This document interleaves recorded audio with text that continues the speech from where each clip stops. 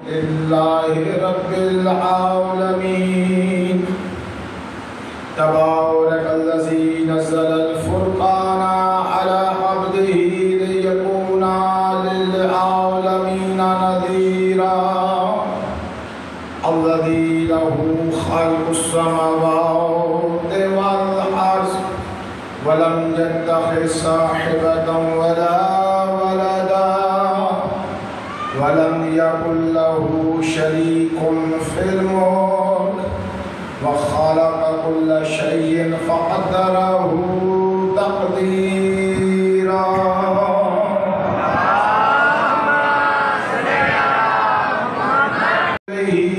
मुहम्मदिल मुस्तफ़ा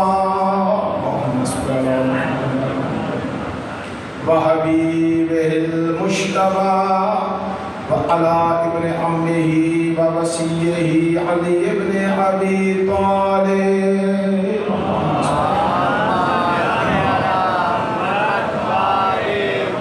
अल्लज़ी जअलहू ज़हीरन व वज़ीरा व आलिहिल अइम्मा अल्लज़ीना ग़ज़बल्लाहु अन्हुमुर रिज़्क़ व तहरहुम तत्हीरा।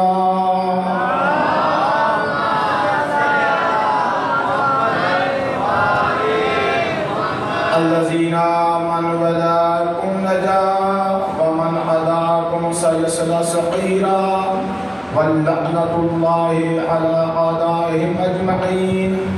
अम्मा बअदु फ़क़द क़ाला अल्लाहु तआला सुब्हानहु फ़ी किताबिहिल आला बिस्मिल्लाहिर रहमानिर रहीम ज़ालिका व मन युअज़्ज़िम शाइरल्लाह फ़इन्नहा मिन तक़वल क़ुलूब सलवात।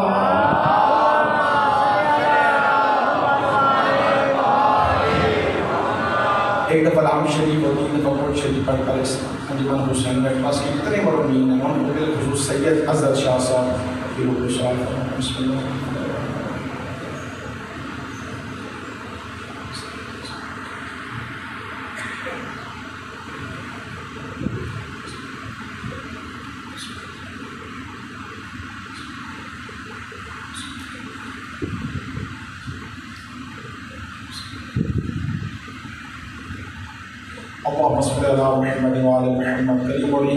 तमाम मोमिनीन के गुनाहों से दरगुज़र फरमा, बिलख़ुसूस उन आलमीन के जिन्होंने हुसैनियत पसंद थे लेकिन आज हमारे दरमियान नहीं पाए जाते, उन्हें मज़लूम करबला के कदमों का क़ुर्ब अता फरमा, माशर में शिफ़ात आले मोहम्मद नसीब फरमा। अल्लाह जितने हाज़रीन आए हैं जो भी तामुल फरमा रहे हैं इस अशरे में अल्लाह तमाम को वसी तरसी अता फरमा, सेहत व सलामती अता फरमा।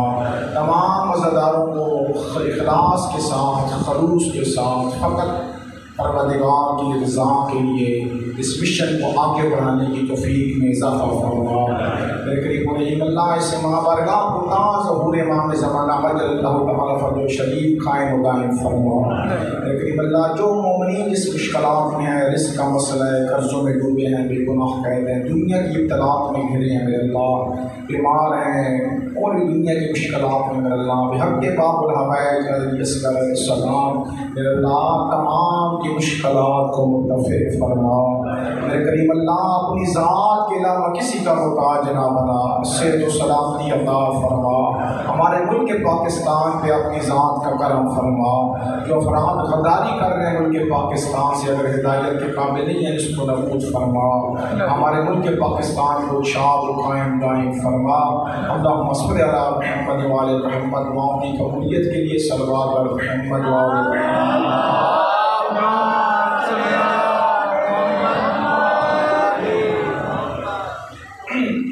एक छोटा सा मसला शरीअत की गुफ्तगू में शुरू करना चाहता हूँ। देखिए मेरे मोहतरम समीन, आप और हम जो नमाज़ फ़रीज़ा अंजाम देते हैं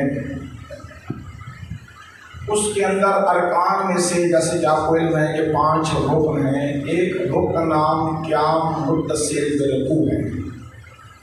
हमारे मुल्क पाकिस्तान में मैंने अच्छे खासे पढ़े लिखे अहबाब को भी देखा है, उनके ज़हन में ये बात है कि जब भी कोई नमाजी क़याम से रुकू की हालत में जाए तो थोड़ी देर तवक्कुफ़ कर जाए, इसे क़याम मुत्तसिल में रुकू कहते हैं। दर हालांकि ये इल्मी तौर पर गलत है, तो ठीक नहीं है ये बात।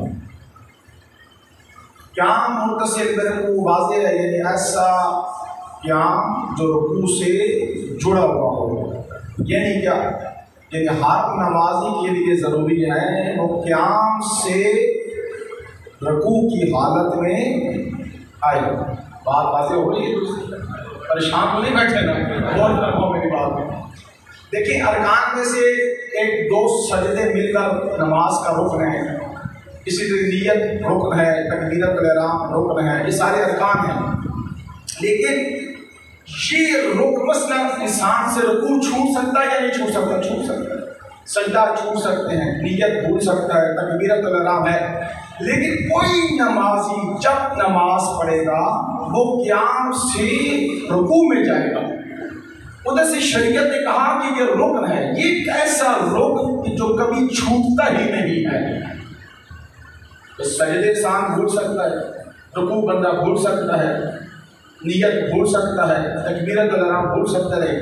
तो ये कैसा रुकन है, इसको आज आपने याद रखना है। आप आपसे को पूछे जाए कि ये क़याम मुत्तसिल में रुकू, तो आप कहेंगे कि ऐसा क़याम जो रुकू से जुड़ा हुआ हो। इसका फायदा कहाँ पर ज़ाहिर होगा? जहाँ पर होगा अगर कोई शख्स भूले से रुकू ना पड़े, डायरेक्ट क़याम से सजदे में चला जाए, जैसे हाथों को टेके याद आ जाए तो मैंने रुकू नहीं किया। अब ये बंदा जब उठेगा इसकी दो हालतें होंगी, या ये सीधा स्ट्रेट फॉरवर्ड खड़ा होगा, फिर रुकू में जाएगा, फिर अपना सजदा करेगा, या ये बंदा उठती हालत ही में रुकू करेगा। अगर ये बंदा उठती हालत में रुकू कर दे तो उसकी नमाज बातिल हो जाएगी। क्यों बातिल होगी? इसलिए इसने क़याम मुत्तसिल में रुकू नहीं किया। अगर ये खड़ा होगा फिर रुकू में जाएगा, फिर खड़ा होकर सजदे में जाएगा, तो अब इसकी नमाज ठीक है, इसने क़याम मुत्तसिल में रुकू किया। लेकिन समझ आ गई, नहीं आई तो इंशाअल्लाह मजलिस के बाद आपकी खिदमत में सलवात पर मुहम्मद वाले।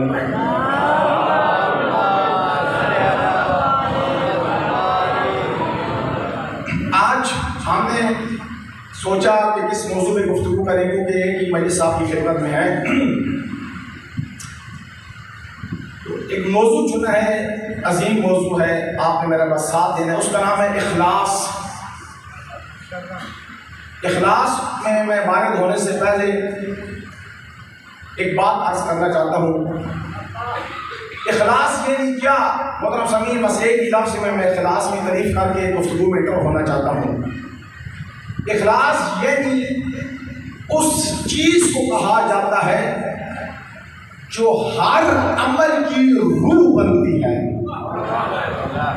बहुत तवज्जो फरमा रहे हैं। इखलास यानी हर वो चीज़ जो हर अमल की रूह बने। अगर वो आ जाए तो फिर इंसान के जिस्म में जान जिस तरह आती है, रूह होगी तो हम नहीं हैं, अगर रूह नहीं तो हम मर जाएंगे, फिर हयात का हुक्म हमारे ऊपर नहीं लगेगा। इसी तरह आप नमाज पढ़ते हैं, हम सब मिलकर नमाजी नमाज पढ़ते हैं, कुरान पढ़ते हैं, रोज़ा रखते हैं, हज पे जाते हैं, ज़कात देते हैं। अभी हम पहले से इमाम अली मकाम पर आए हैं, मातम करते हैं, गिरिया करते हैं। जो भी काम आप ज़ाते हक के लिए जान दे रहे हो, मतलब समीर गौर फरमाना, अगर उसके अंदर इखलास नहीं पाया जाता तो वो इस जिस्म की तरह पाई जाएगी जिससे रूह निकल जाए। मेरा साथ देना है, बात थोड़ी मुश्किल है, मैं आपको इंशाल्लाह बड़े आसानी से आपको वहाँ तक लेके जाना चाहता हूँ। भाई तवज्जो फरमाओ ना, इखलास इस चीज़ को कहा जाता है, और हमने जो चीज़ की कमी है वो इखलास की है। आप देखिए ना, परवरदिगार ने जो कुरान पढ़ते हैं, आपने थोड़ा सा साथ देना भाई, जो है कुरान का मुताला फरमाते हो। परवरदिगार ने सूरह हज की आयत नंबर 32 में क्या इरशाद फरमाया? ज़ालिका बिहतकीक जिसने अल्लाह की बनाई हुई निशानियों की तहज़ीम की, उनका एहतराम किया, फिर होगा क्या? ये आयत का सदर है, इल्मी जुबान में कहते हैं ये मौजू है। इसके बाद महमूद आ रहा है, वो क्या है? फ़इन्नहा मिन तक़वल क़ुलूब। और फरमाना, ज़ाते हक़ की बनाई हुई निशानियों का एहतराम करना अल्लाह फरमा रहे हैं, ये कुरान की आयत हदीस नहीं है। परवरदिगार फरमा रहे हैं ये कोई आम तकवा नहीं है। कौन सा तकवा है? फरमाया फ़इन्नहा मिन तक़वल क़ुलूब, ये दिलों का तकवा है।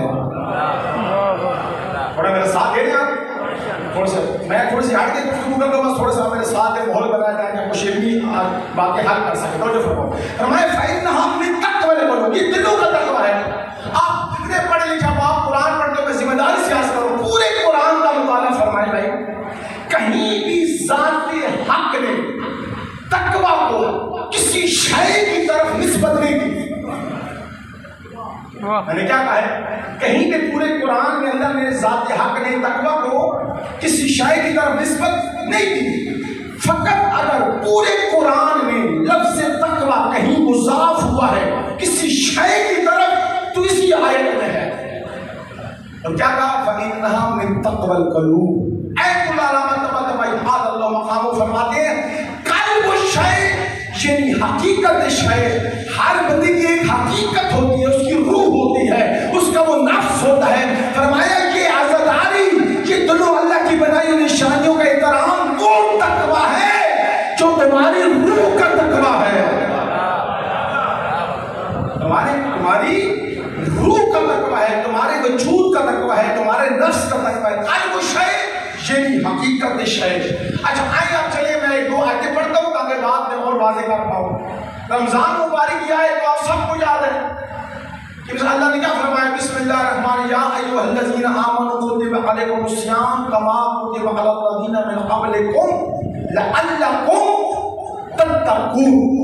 अब एक और फरमाना, परवरदिगार ये क्या माजरा कि तेरी मखलूक इस सख्त गर्मी में 18 घंटे प्यास को मुतहम्मिल हो रहे हैं, भूख बर्दाश्त कर रहे हैं, बदन में ज़ाफ़ आ गया, 30 रोजे रख लिए।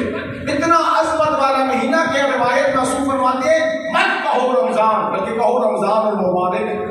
इतना मुक़द्दस महीना और उसका नतीजा कहाँ पे निकल रहा है? लअल्लकुम तत्तक़ून। लअल्ल अरबी में आता है उम्मीद के लिए, शायद। अल्लाह फरमाता है हो सकता है तुम मुत्तकी बन जाओ,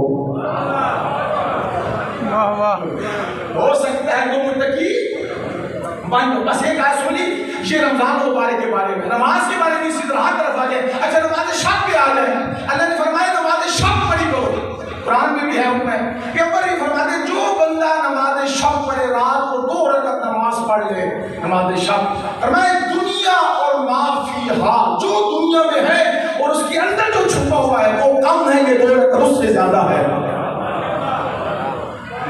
मेरी बात समझी? लेकिन वहां उस तीसरे मकाम दूसरे मकाम पर परवरदिगार ने कहीं नहीं फरमाया कि ये तुम्हारे दिलों का तकवा है, ये तुम्हारी रूह का तकवा है। वह एक आयत है, इसमें अल्लाह ने फरमाया जो अब यहाँ पे शायर कहते किसे हैं, मुख्तलिफ ऐसे हैं, मुख्तलिफ मसदीक है। मैं बस मुख्तसर करूँ, अपने मौजू पे आना चाहता हूँ। शायर यहाँ मुराद क्या है? आप जाकर तफसीर का मुताला फरमाएं। बाद ने कहा यहाँ से मुराद कि जहादा अनवार इलाहिया का वजूद अल्लाह की निशानियाँ हैं। बाद ने कहा कि इनके खुद फरमीन ये अल्लाह की निशानियाँ हैं। और तमाम मुफस्सिरीन ने कहा कि इस शायर, लफ्ज़ शायर जमा है, इसकी मुफरद आती है शकीरा, शीन ऐन ये रे है शकीरा। शकीरा का मादा है शीन ऐन रे, शार अरबी में बाल को कहते हैं, यानी जो बहुत ज्यादा बारीक चीज हो उसे अरबी वाला कहता है शार। तो इसी से शार से मादा निकला है शायर। अल्लाह की बहुत सारी निशानियों में से सबसे बड़ी निशानी फरमाते के मजलिस हुसैन है।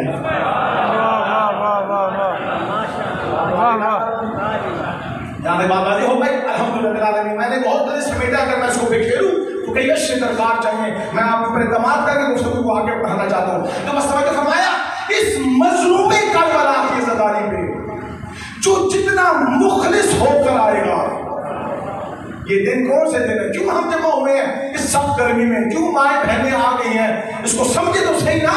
ये वो दिन है, अल्लाह पाक की कसम, अगर मुखलिस इखलास से आओगे फकत हुसैन के लिए, फकत अल्लाह के लिए, अल्लाह फरमाता है 10 दिनों के बाद हो सकता है तुम्हें किसी और इबादत से तकवा हासिल हो या ना हो, लेकिन 10 दिन के बाद वो अल्लाह की निगाह में तो मुत्तकी बन जाओगे।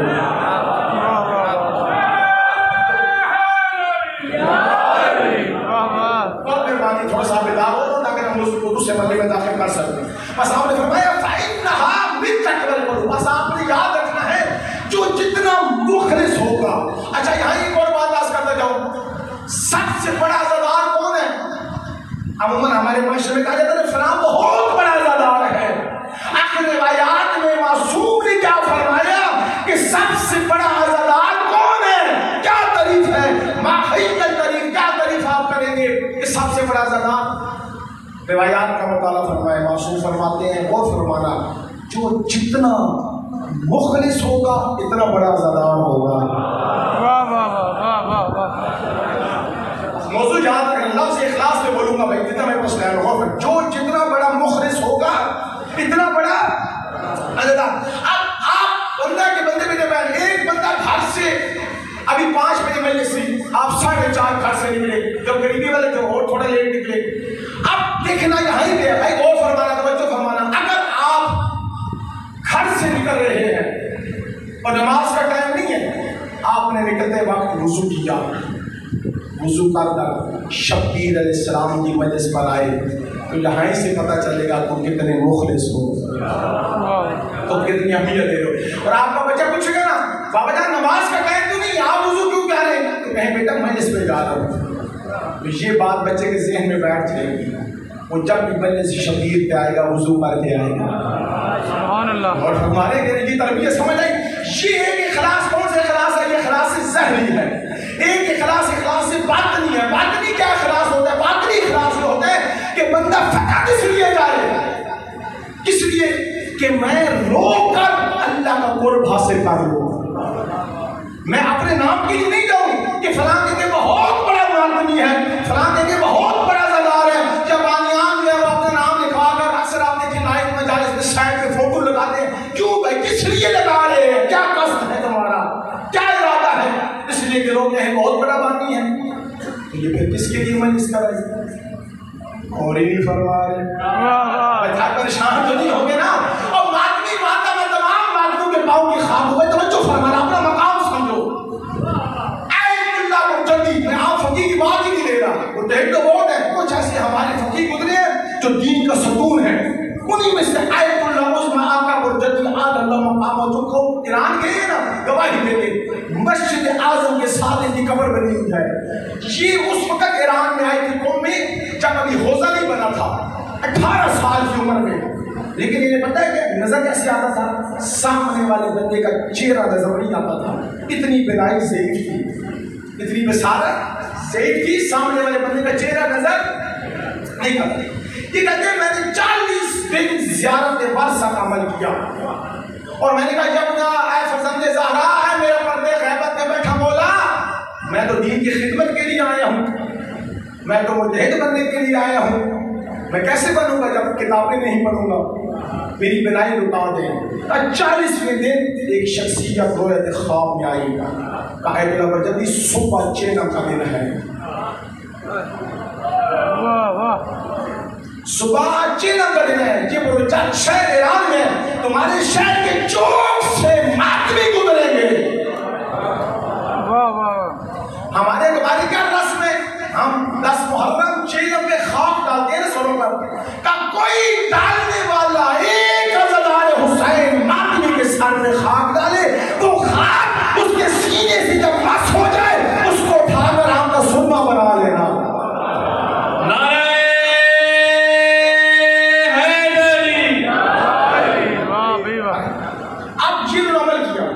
जब 90 प्लस के हो गए, 90 प्लस, उस वक्त तक चश्मा नहीं लगाया, मरीज छोटे से छोटा खत पढ़ लेते थे। किसी ने पूछा ये क्या राज है? कहा ये हुसैन के मातमियों से खाक मस हुई का नतीजा है। आप अपना मकाम समझ आ गए? अब जिस अज़ादार मातमी का इतना मकाम हो, मतलब हो सकता है कि वो खलूस से ना आए, आप गौर ही नहीं फरमा रहे, वो कुरान पढ़ करना है, वो नमाज पढ़ करना है, वो वुजू करना है। और जब तुम मातम किया करो जवानों, अगर कोई अज़ादार मातमी तुम्हारे साथ है, तुम्हें महसूस हो रहा है जगह तंग है, फौरन पीछे हट लो, तो भाई आप आ जाए, यहाँ से पता चलेगा कितने मुखलिस हो। ये ना कि आप उसे अपने बाजू से ठोकर मारे, लड़ाई करें, हट जाओ, ये मेरी जगह है। ये कैसा इखलास है? करबला की खाक तो बंदे को और बनाती है। करबलाई तो बड़े आजिज होते हैं, वो तो हर काम इखलास के ऊपर करते हैं। तो मतलब सभी रातों में फरमा रहे हैं जिसको आप इतना मकाम जो है तो आप भी मुखलिस हो जाए। खुदा अपनी कदर करो, कदर करो। कभी नमाज को मत छोड़ना, कभी कुरान को मत छोड़े, हमेशा हल्के में मातम करें तो वुजू करके मातम करें। शबीर की मजलिस पर आए तो अल्लाह को सजदा कर रहे हैं। मैं अपनी बात पूरी जिम्मेदारी से आज करूं, अल्लाह पाक की कसम, जब कोई हुसैनी अल्लाह को सजदा करता है, नमाज भी कहती है तेरा शुक्र है तूने मुझे सजदा किया। अगर कोई यजीदी सजदा करे, नमाज कहती है तू निजस है, मैं पाक हूं।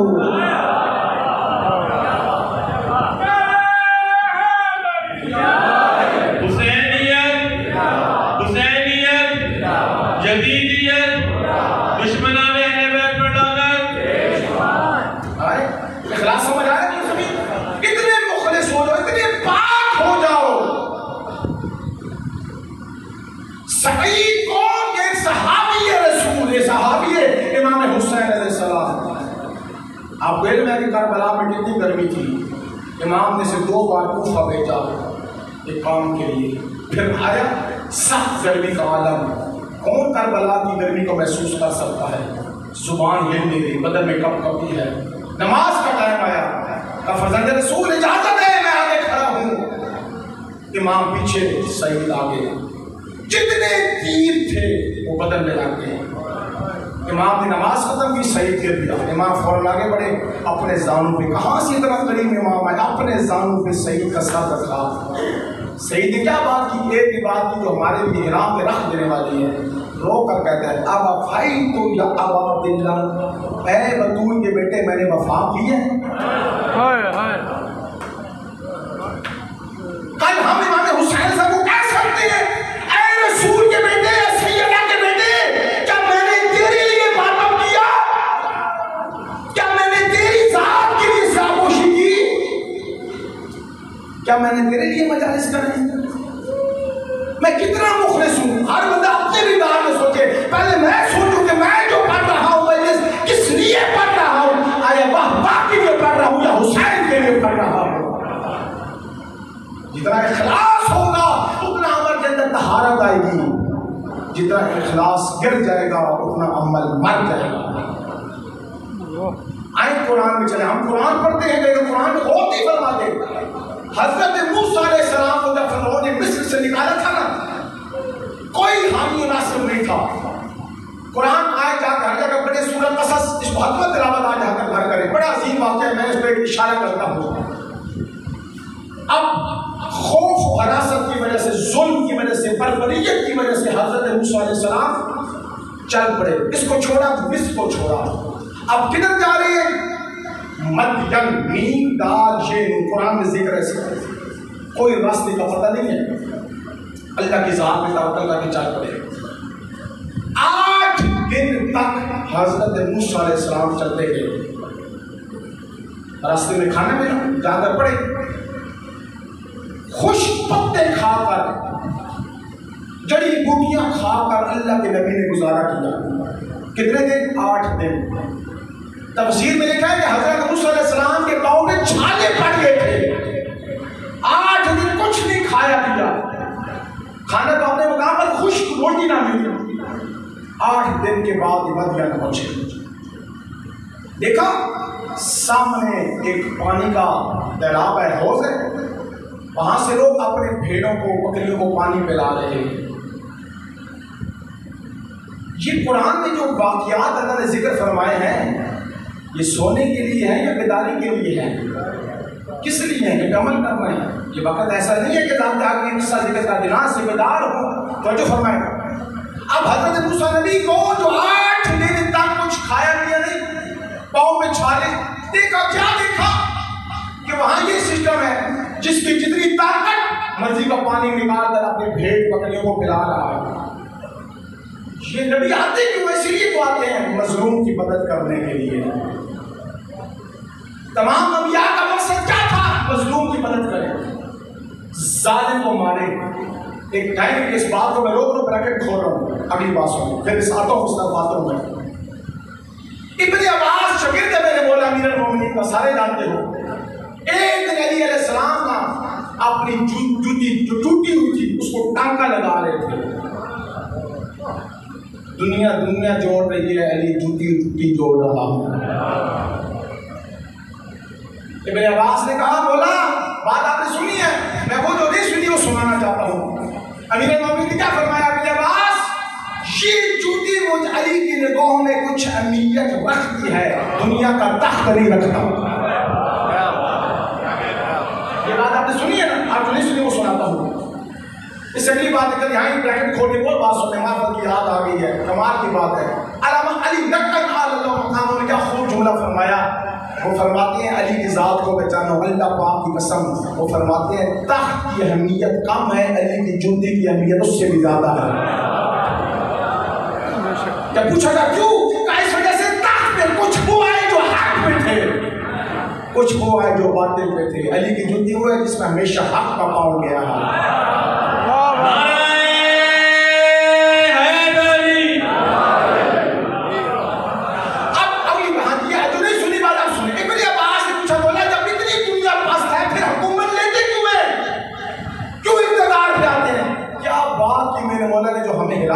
देने वाली अल्लाह पाक की कसम, मैं अबू तालिब का बेटा फकत इसलिए इक़्तिदार पे आ रहा हूँ, मजलूम का वो हक जो जालिम के हाथ में है उससे लेकर मजलूम तक पहुंचा दूं। और यही वजह है कि जब अल्लाह की आखिरी हुज्जत, मेरा वक्त का इमाम ज़ाहिर होंगे ना, मैंने रिवायात में बड़ा मासूम फरमाते हैं, लोगों आता हो जो मैं आ गया हूँ, और मजलूम का वो हक जो जालिम के दांतों के अंदर फंसा है, मैं रसूल का आखिरी बेटा उधर से निकाल कर मजलूम के हाथ में रखूंगा। आज हम सोचे हम कहाँ खड़े हैं? आया मैंने अपने भाई का हक तो नहीं खाया हुआ, मैं पहले से शबीर पे आया हूँ, मैंने अपने भाई का हक तो नहीं खाकर आया, मैं किसी पड़ोसी का हक तो नहीं खाकर आया, मैं जमीन के टुकड़े के पीछे नहीं अपना हराम का पैसा तो नहीं खा रहा। कहाँ है मेरा इखलास? मैं किस जगह पर खड़ा हूँ? अब बस अंबिया अहमद अली क्यों आए? आपको पता है हमारे बहुत बड़े रहबर गुजरे हैं, उन्हें किसी ने कहा कि आप शाह जो बादशाह था उसकी दावत कबूल क्यों नहीं करते? कहा मैं वहाँ नहीं जाता। एक दिन लोगों ने बड़े सवाल किया, ये वहाँ गए, इन्होंने दस्तरखान से रोटी को टुकड़े को उठाया, दबाया, उससे खून के कतरे निकल पड़े। कहा इसलिए नहीं आता हूँ कि इसके दस्तरखान में मजलूम का हक छुपा हुआ है। बाद में वाज़ेह बारों के लिए मौला समीर, बस इखलास देखना है कितने मुखलिस हैं हम, हमारे हर अमल में कितना इखलास है। अब हज़रत मूसा साहब ने क्या देखा कि वहाँ तो कोई ताकत का है, जिसके अंदर ताकत तो दो डोल पानी की निकाल कर अपनी भेड़ बकरी को सराब कर रहे। इतनी देर में देखा दो मस्तूरात एक किनारे पर चुप करके खड़ी है। मूसा कहता तुम क्यों नहीं जाकर भेड़ बकरियों को सराब कर दी? फरमाया हमारा कोई भाई नहीं है, तो अबू शेख कबीर, हमारा बाप बहुत बूढ़ा है और हम पर्देदार हैं, जब ये लोग हट जाएंगे शाम को हम जाकर सराब करेंगे। हज़रत मूसा ने कहा ऐसे नहीं, मुझे इजाज़त दो मैं सराब करता हूँ। हज़रत मूसा के फौरन जाने के बाद खुद डोर से सराब किया और सराब करने के बाद आप तुम घर चले जाओ। उन बच्चों ने जाकर घर बताया कि ऐसा कोई शख्स आया हुआ है। कहा उन्हें दावत है, मुख्तसर करो।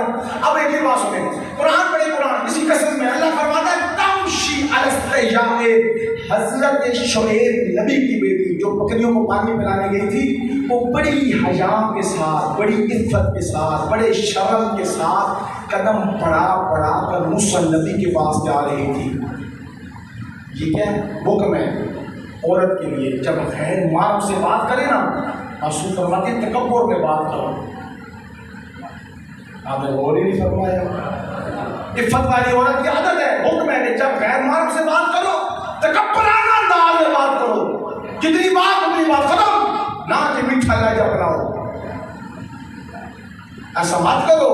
जो शरीफ अफीफ औरत होती है वो गैर मार्ग से बात करना बड़ा सख्त है, और अगर करेगी भी तकब्बुराना अंदाज में करेगी, फौरन बात खत्म। अल्लाह ने कहा तमशी अलस्तिया, बड़ी शिद्दत हया, बड़ी शिद्दत इफ़्फ़त के साथ इस शुएब नबी की बेटी ने कदम बढ़ाए और कहा मेरा बाप तो यदकू का बुला रहा है और कह रहे हैं कि वो जो भेड़ों को शराब किया ना उसकी उजरत ले ले। बात कहाँ जा रही है? याद रखने क्लास पे बहुत क्लास में बहुत फरमाया ना। अब क्या हुआ? शुएब नबी चल पड़े नाज़र हज़रत मूसा अलैहिस्सलाम। हज़रत मूसा अलैहिस्सलाम जवानी का आलम, उस औरत को कहा तुम आगे मत चलो, तुम मेरे पीछे चलो, मुझे पीछे से रहनुमाई करते रहना, मैं जाऊंगा। खुलासा के दस्तरखान पे पहुंचे। भाई तवज्जो फरमाओ भाई, इसलिए मैं मेहनत कर आया हूँ। माशाल्लाह। कितने दिन के भूखे थे हज़रत मूसा अलैहिस्सलाम? 8 दिन, कुछ खाया पिया है।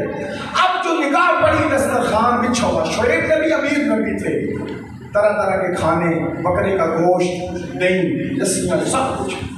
कहाँ बैठो खाना खाओ। हम तुम होते तो क्या करते?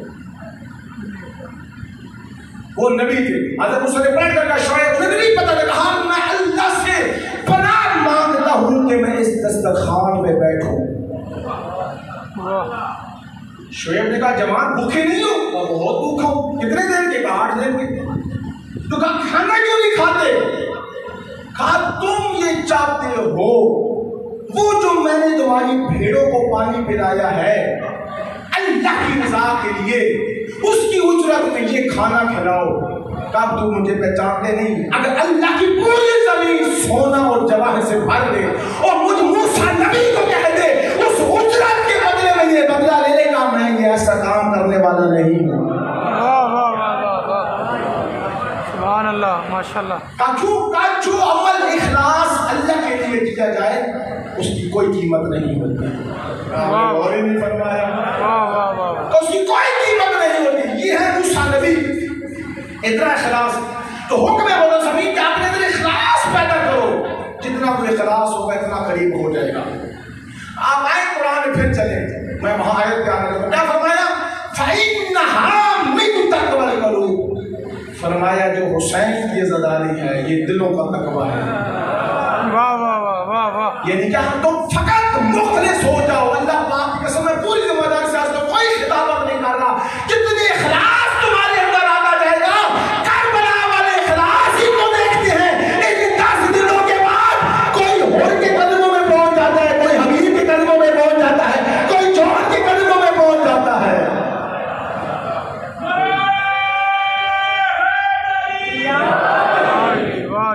इखलास फकत शारत मुखलिस हो जाओ। मैं फ़इन्नहा मिन तक़वल क़ुलूब, ये तुम्हारी हकीकत तकवा है। आयतुल्लाह शेख शुस्री आलम व मकाम वो अपनी किताब अल ख़साइस हुसैन के में जिक्र फरमाते हैं। वो फरमाते हैं मुझे और इबादत के अंदर शक है, अल्लाह जाने कबूल है या नहीं। फरमाया जिस इबादत में शक नहीं वो हुसैन की अज़ादारी है। वाह वाह वाह, सुभान अल्लाह, माशाअल्लाह। फरमाया चूंकि ये इतनी मुखलास इसके अंदर इंसान अगर पाया जाए तो इतनी इखलास और मुखलिस है कि कोई शक नहीं कर सकता ये कबूल है या नहीं है। फरमाया इस वजह से ये दिलों का तकाए। फिर चले कुरान में, ठाक नहीं है माशाअल्लाह। मेरे मोहतरम सामीन को कुरान हदीस समझ आ रही है? आप आगे जाएं, इन्हीं बातों को सुना करो, अपना माहौल बनाए, कुरान की तरफ सुना करो, गहराइयाँ सुना करो, वाक़यात के अंदर जाया करो, कुछ लेके जाया करो। आज फिर चले कुरान में, सूरह हज आयत नंबर 36 पढ़ रहा हूँ। अल्लाह ने फरमाया लन यनालल्लाह लुहूमुहा वला दिमाउहा वलकिन यनालुहु अत-तक़वा मिनकुम। फरमाया मुझ अल्लाह तक जो 10 ज़िला जो तुम कुर्बानी करते हो ना, मुझ अल्लाह तक ना इस ज़बीया का गोश्त आता है ना खून आता है, परवरदिगार तुम तक क्या जाता है? अल्लाह ने कहा अत-तक़वा। वाह वाह वाह वाह वाह वाह। फरमाया मुझ तक फकत तुम्हारा कोई इखलास, तक़वा यानी क्या? वो इखलास कि किस नियत से तुमने जवान में छुरी फैलाई, वो नियत देखूंगा। क्या इसलिए फैलाई कि सोशल मीडिया पे व्हाट्सएप पे स्टेटस पे लगाया कि मैं 5 लाख की भिखाई लेकर आ गया। लोग ने बहुत बड़ी कुर्बानी की है, इतना महंगा बकरा लिया है, इतना महंगा ये कुछ जानवर लिया है, जिस से की है या नहीं, तो कर इसलिए खून बहाया कि वो राजी हो जाए। मैं वो तुम्हारी नीयत इखलास देखना चाहता हूँ, किस इखलास के साथ तुमने उस ज़मीन पे छुरी चलाई है। बस अल्लाह तक क्या पहुँचता है? तकवा पहुँचता है। तकवा ये क्या मतलब सभी इखलास और साफ नीयत, वो शफाफ नीयत जिसके अंदर कोई गैरुल्लाह शामिल ना हो, फकत अल्लाह के लिए। मासूम फरमाते हैं अगर गैरुल्लाह के लिए काम करोगे, रिवायत है सूरह काफ़ी की, फरमाया जितना गैरुल्लाह के लिए काम करोगे सारा का सारा वो शिर्क है। शिर्क फकत ये नहीं है कि खुदा के साथ किसी को शरीक कराए, वो शिर्क जली है, जहर है, शिर्क अकबर है। गैरुल्लाह के लिए काम करना शिर्क असगर है। इसलिए मासूम फरमाते हैं मन कान लिल्लाह फहुवा यबका व मन कान लिन्नास फहुवा यफना। जो अल्लाह के लिए करता है वो बाकी रह जाता है, जो लोगों के लिए करता है वो फना हो जाता है। वाह वाह, नारे हैदरी, वाह वाह। मतलब ज़मीन इस ज़िम्मेदारी को समझे, इस इखलास को समझे कि हम किस मकाम पे 10 दिन के खर्चा खर्चात आप क्यों आए हैं, किस नियत से आए हैं, हमने कहाँ जाना है। अगर अशरा मुहर्रम से पहले जिधर खड़े थे, अगर 10 दिन के बाद इधर खड़े हैं तो हमें कोई मकसद हासिल ना हुआ। लेकिन अगर 11 मुहर्रम को एक जवान एक मस्तूर पहले नमाज नहीं पढ़ती थी, अब पढ़ती है, तो समझो ये हुसैन के मिशन पे आ गए, समझो कि इखलास पे आ गई है। एक अगर शख्स गाने सुनता था, उसने गाने छोड़ दिए, तो समझ जाओ ये मिशन हुसैन पर आ गया, ये करबला के शुहदा के रास्ते पर आ गया। एक मस्तूर अगर बात हिजाब थी, उसने पर्दा कर लिया, तो समझ जाओ अली की बेटी की मोहब्बत इसके दिल में आ गई। ये दिन है मेरे मातमी जवान, जितने बात है कि अपनी में इखलास पैदा करे, इखलास पैदा करे, मुखलिस हो जाए, खुदा रब्बानियात भी मुखलिस हो, पढ़ने वाला भी इखलास पैदा करे, सामीन भी इखलास पैदा करे, तब जाकर हमें इमाम ज़माना का कुर्ब हासिल होगा, तब हमारा खात्मा बिलखैर होगा, तब हम शुहदाए करबला में जाएंगे। ये इखलास हर अमल की रीढ़ की हड्डी है। हमने अफसोस है इस मजालिस को नहीं समझा। एक जुमला आपको मजालिस के वजीर साहब तो बातें बोलते हैं, मैंने तो मेरा वो लिखा है, आपको इश्क में सुना देता हूँ, एक बात सुने। शेख जाफर छुपी आलल्लाह मकाम वो फरमाते हैं, मजलिस इमाम आली मकाम की अमीयत में वो फकीह फरमाते हैं अन्नहु हकीमुन, और फरमाना फरमाया जिस जगह भी मजलिस इमाम हुसैन अलैहिस्सलाम होती है, जितनी देर अज़ादार खाक में बैठा रहता है, हकीकत में ये काबा की दीवार के साथ बैठा रहता है। हकीम किसे कहते हैं? काबा की दीवार की जो साथ वाले जगह से कहते हैं हकीमुन। फरमाया इतनी अहमियत है। अगली बात सुनो, फरमाते अन्नहु मुताफुन लिबैतिल्लाह, फरमाया जितनी देर तुम मजलूम की मजलिस पे नमाज पढ़कर वुजू कर कर पाक साफ होकर बैठ जाओगे, तब परेशान मत होना, इतनी देर तुम अल्लाह के घर का तवाफ करते रहोगे। ये अलग बात है कि कोई 15 लाख लगा कर के वहाँ काबा के पास नहीं पहुँचता और कहीं मजलिस शब्बीर में बैठा हुआ काबा के पास चला जाता है। सुभान अल्लाह। ये क्या, ये इखलास है। इस इखलास की बदौलत समीर आपने हमने जितना हम इखलास होगा उतना आसान आएगा। हमने बातें बहुत किया, मैं बस टाइम नहीं है, खत्म ही करना है मजलिस अदा को। खुदा बस इसी मैसेज देना चाहता, मुखलिस बन जाओ, इखलास पैदा कर लो। शुहदाए करबला में ये इखलास था। हाँ, मूसा का इखलास, कहाँ हुसैन का इखलास। कितनी खलूस से अपना खून दिया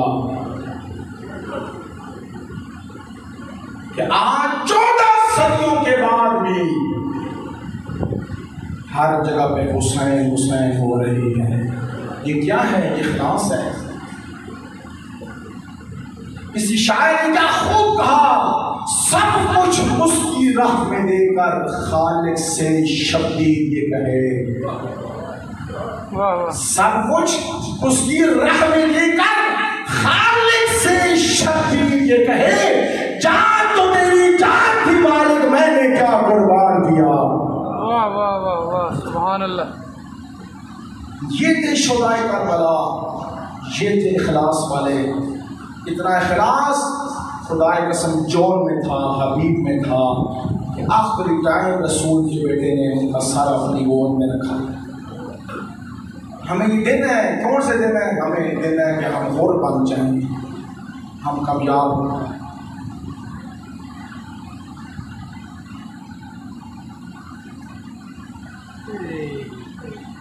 खुदा को सलामत रखे, अब आप शाद रहें। ये दुआ मांगता हूँ कि दुनिया में आप मौला की ज़ियारत करें, आखिर में शफाअत करें, और मौला हमें अपना मुखलिस अज़ादार बना दे, इतना बना दे कि रोज़े माशर इमाम हुसैन साहब ये ना फरमाएं कि तुमसे मुझे ये उम्मीद नहीं थी। आप क्या समझते हैं कि जहन्नम के अज़ाब से ये कम है? रसूल की बेटी ये ना कहते हैं कि तुमसे मुझे ये उम्मीद ना थी।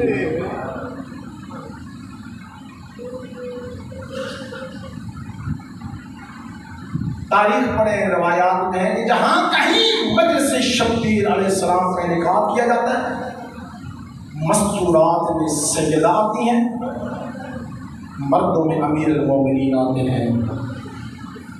जब मजलिस अज़ा खत्म होती है, सैयदा हर कनीस को कहती है तेरा मैं बड़ी ममनून हूँ, शुक्रगुजार हूँ कि तू इस मौसम में अपने बच्चियों को साथ लेकर मेरे गरीब बेटे पर रोने आई है। और मर्दों में अमीर अल-मोमिनीन फरमाते हैं तुम्हारा मैं शुक्रगुजार हूँ, तुम मेरे गरीब बेटे हुसैन को रोने आए हो। और रवायत की जुमले कि सैयदा हर अज़ादार के पास अपना रुमाल लेकर जाती है कि इसके आंसुओं को मैं जमा कर सकूँ। इन आंसुओं की कदर करें, इनको अहमियत दें। आज कोशिश करें कि सैयदा का रुमाल खुश करा जाए। जब अल्लाह की आखिरी हुज्जत मेरा मौला ज़ाहिर होंगे ना, ज़हूर फरमाएंगे, अपने सहाब को लेकर सबसे पहले करबला जाएंगे। करबला में 72 शहीद है, 72। पता है आपको सबसे पहले किस शहीद की लाश पे जाएंगे कब्र पर? मकातिल वाले कहते हैं मेरा मौला सबसे पहले 6 महीने के अली असगर की कब्र पे जाएंगे। अजरकुम अलज़ारा, ये इखलास है तुम्हारे आंसू तुम्हें मौला नसीब फरमाए। रोने के दिन है, आंसू की कदर करो, गुनाहों की बख्शिश के दिन है, ये गुनाह की बख्शिश के दिन है। रोज जितना हो सकता से माफ़ी मांगो, हुसैन का वास्ता लेकर। मेरे मौला के दिल में बहुत दर्द, हर शहीद की शहादत का दर्द, अल्लाह पाक की कसम इस रिवायत से ज़ाहिर होता है। आज ये पर्दे गैबत में बैठ कर 6 महीने के अली असगर पे मेरा मौला खून रो रहा है। कहते हैं कासिम जवान था, अकबर जवान था, अब्बास जवान था, तू तो भी माँ को माँ भी नहीं कह सकता। अदादारों, बड़ी मजलूमाना शहादत है इस कम सिन शहीद की। मैं मजे शहादत पढ़ने से पहले एक अपील करूंगा पर्दे में बैठी अपनी माओ बहनों से, जितनी देर मैं इस मासूम की शहादत पढ़ूं, कोई मेरी माँ बहन अपने बच्चे पे प्यार ना करे। मैं ये तो नहीं कहता ना कि मैं जितनी देर शहादत पढ़ूं तो बच्चे को मिट्टियों में सुला दो। जिन्होंने मनते मांग के मांगा हो ना, वो खाकों पे नहीं सुलाते। मैं ये अर्ज जरूर करूंगा, जितनी देर मैं शहादत पढ़ूं कोई माँ बच्चे को प्यार न करे। हो सकता है किसी के पहलू में रुबाब बैठी हो। अजरकुम अलज़ारा, ये आपकी हाय नहीं है, ये मौला की गुरिबत में तहीर है।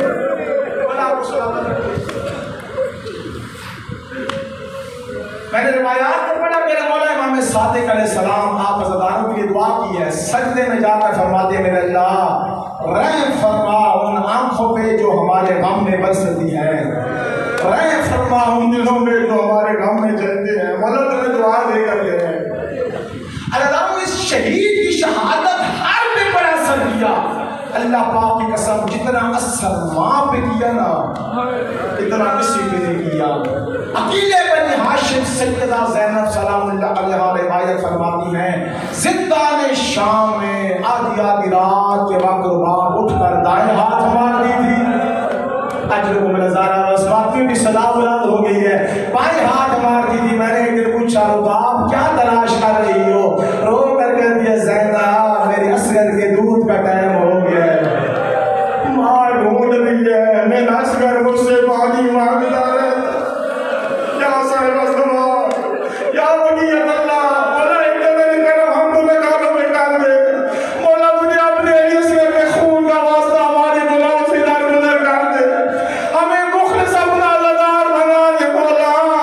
जिंदगी का कोई पता नहीं, अगले साल हम इधर बैठ कर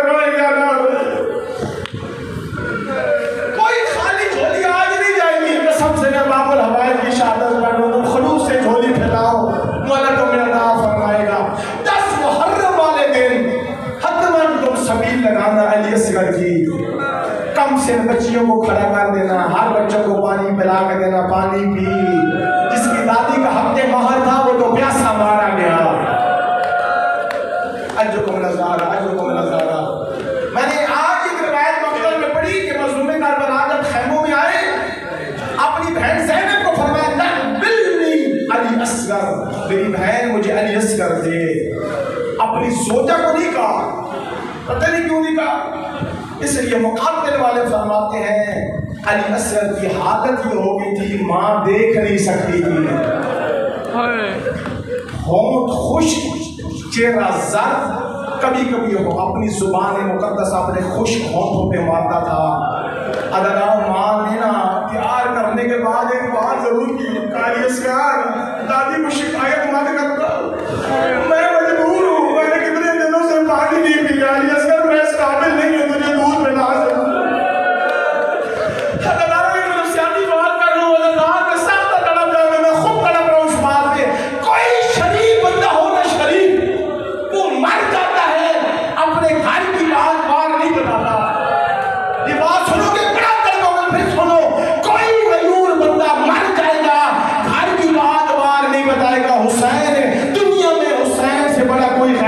नहीं है, उसकी गैरत की वजह से हमें गैरत मिली। अल्लाह पाक की कसम, इस तरीके से अली असगर को उठाकर 9 लाख की तरफ देकर कहता है मैं तुमसे पानी ना मांगता, मेरी मजबूरी ये है इसकी माँ का दूध खुश्क हो गया, तेरी हाय जरूर निकले, कर बदला का नवाब उरूज है, कहा मैं तुमसे कभी पानी ना मांगता, मेरी मजबूरी है।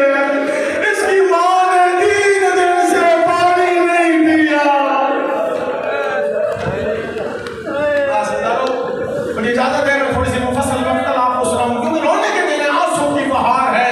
कभी सुना तो आप जितना मकतल सुनोगे मैं इतना आपको मसहब सुनाता रहूंगा। जब हुरमला रहेंगे पड़ा नहीं था, इस खुदा की लानत उस पर मिनहाल कहते, मैं मदीने गया, इमाम सज्जाद अलैहिस्सलाम की बारगाह में, मालिक इब्राहिम अश्तरी मालिक अश्तर का बेटा था, कहते 3 दिन इमाम की बारगाह में रहा। चौथे दिन कदम चूमे, हाथ और बोसा देकर कदम बोला इजाजत, इमाम फरमाते जा रहे हैं, ठीक है जा। इब्राहिम अश्तर कहता मैं घोड़े में बैठा चल कदम गया, इमाम ने कई दफा पलटा, करीब बुलाकर कहते हैं इब्राहिम मुख्तार को मेरे सलाम देना, उसे कहना कि तूने मेरी माँ और बहनों के कलेजे ठंडे किए, लेकिन उसे एक बात जरूर पूछना। कहता है क्या बात? ये पूछना अभी तक हुरमला जिंदा है? कोशिश करो, आवाजें बुलंद करो, आवाजें बुलंद करो, आज बड़ी मशहूरी है इस टाइम। अभी तक हुरमला जिंदा है? इब्राहिम कदमों पे हाथ रखकर कहता है मौला आपने अकबर के कातिल का नहीं पूछा, आपने अब्बास के कातिल का नहीं पूछा, आपने अपने बाबा के कातिल का नहीं पूछा। इमाम फरमाते हैं मेरी मजबूरी ये है, कासिम की मां छांव पे चली गई, अकबर की मां छांव पे चली गई, जब तक मेरी मां और बाप जिंदा रही, ना साए पे गई ना ठंडा पानी, बस करबला की तरफ रुककर कहती थी हाय असगर।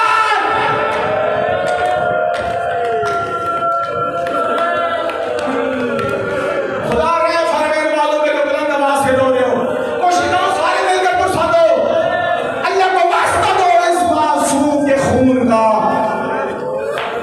इब्राहिम अश्तर कहता है मैं कूफा आया, मुख्तार को सलाम दिए, अल्लाह ताला ले गया। मुख्तार इमाम कह रहे थे जितना जल्दी हो सकता है हुरमला को पकड़। इस मुख्तार ने हुक्म दिया, चंद घंटों के बाद हुरमला आ गया। मुख्तार ने बड़ा मारा, कल ही बताओ तो सही तूने क्या जुल्म किया करबला में? अकबर की माँ छांव पे चली गई, कासिम की माँ चली गई, अब्बास की बहन चली गई, अली असगर की माँ जब तक जिंदा रही वो साए पे नहीं गई। अब मैं मकतल सुनाने लगा तो मकतल ये कातिल की जुबानी है, बस आप तैयार हो गए? कातिल की जुबानी आज मकतूल की मकतल सुनो। मैं फिर जुमला कह रहा हूँ, कातिल की जुबानी मकतूल की। उस वक्त हुरमला कहता है मुख्तार करबला में 3 तीर ऐसे लाया था, जो ऊँटों को नहर करने के लिए रखे थे। अल्लामान अल्लामान अल्लामान, बड़ी मजबूरी वाली महिला से तैयार हो जाओ। जो ऊँटों को नहर करने का मुख्तार, उन 3 शोबा तीरों को मैंने जहर में बुझा के रखा था। 10 मुहर्रम जब हुसैन अस्कर को लाए ना करबला के मैदान में, नक्शा बदल गया। तब घोड़ों की गोलियां लग गई, हर कोई रोने लगा। उमर साहब ने मुझे कहा हुर्मला इख्तला कलाम अल हुसैन, हुसैन के कलाम को कतल कर जंग हार रहे हम। ये हुर्मला कहता मुख्तार मैंने कमान में तीर डाला, जब मैंने तीर डाला मेरे हाथों पे कप कपी आई। उमर साहब कहता हजारों से लड़ता है, इस 6 महीने को नहीं मार सकता। हुर्मला कहता उमर साहब मैं मिसाल हूं, जब मैं कमान में तीर डालता हूं सामने वाले खैमे की काली चादर हिल जाती है। अल्लाह जाने मां या बहन काली चादर का दिला कर कहती अपना दीन दे मेरा इस्लाम। आज लोगों में नज़ारा, मैं दुआ लेके जा रहा हूं अल्लाह तुम्हें दुनिया का कोई काम ना दे जो इस तरह के साख्ता पर बंदे हो। कई बार इरादा किया, अगली बात सुनना बड़ा रोगे। हुर्मला कहता है मुख्तार उस वक्त उमर साहब मुझे कहता है एक तरीका है तेरे हाथों में कपकपी नहीं आएगी।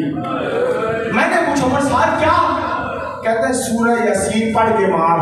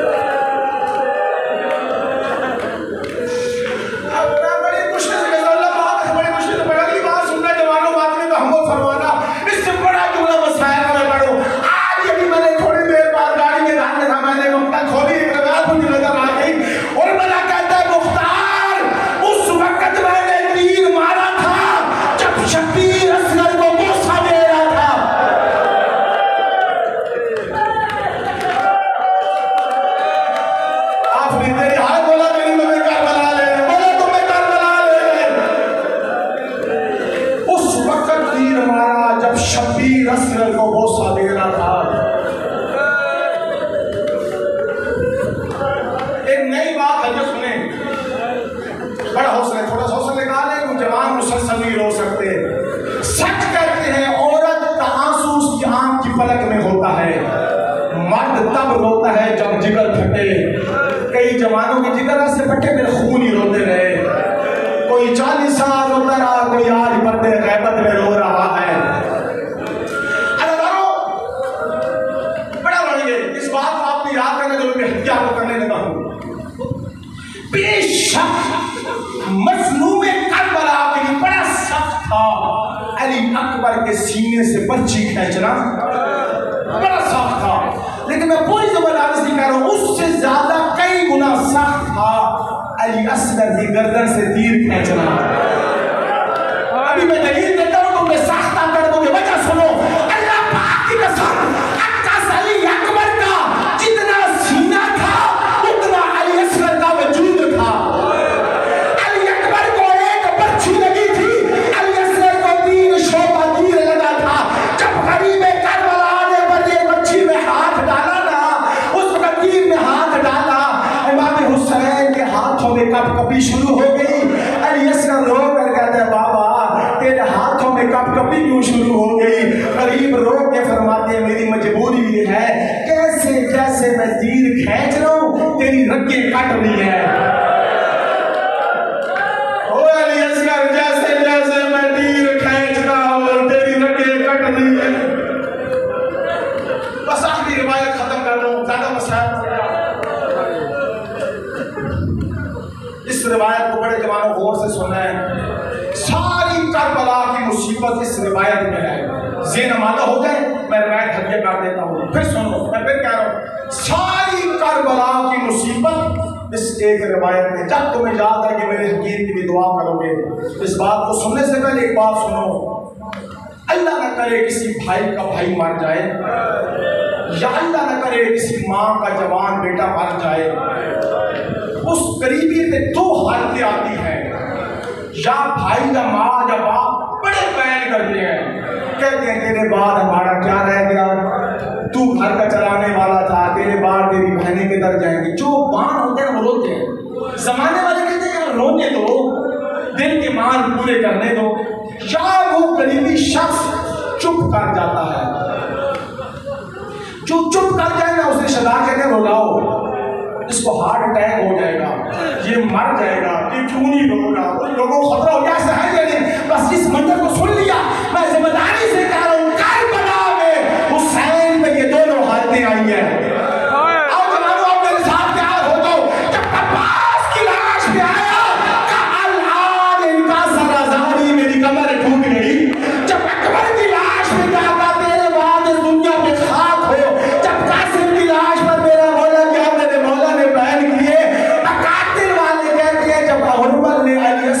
तीर मारा ना, हुसैन अस्कर को उठाकर कभी 7 कदम खेमे जाता था।